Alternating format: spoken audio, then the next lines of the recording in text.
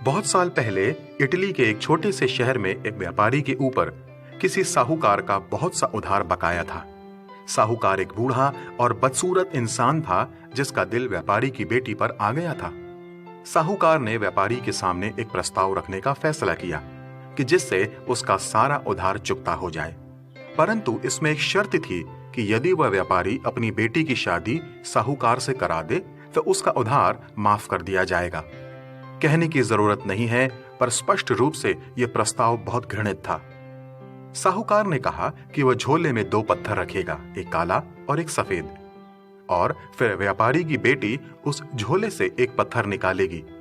यदि वह पत्थर काला हुआ तो व्यापारी का सारा उधार माफ हो जाएगा, लेकिन वह उसकी बेटी से शादी कर लेगा।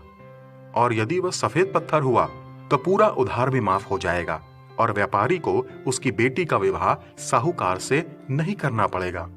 साहूकार ने व्यापारी के लॉन से ही, जहां बहुत से पत्थर थे, 2 पत्थर उठा लिए।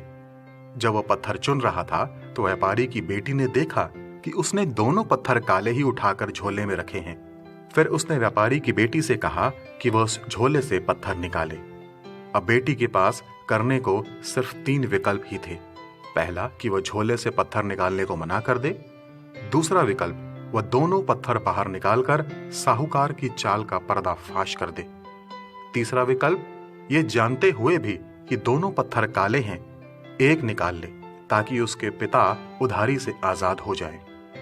हुआ कुछ यूं कि उस बेटी ने एक पत्थर निकाला और बिना किसी के देखे उसको नीचे बहुत से पत्थरों के बीच गिरा दिया और साहूकार से कहा, मैं भी कितनी अनाड़ी हूं, पर कोई बात नहीं, यदि आप अपने झोले में बचा हुआ पत्थर जांच लें तो पता चल जाएगा कि मैंने कौन सा पत्थर निकाला था।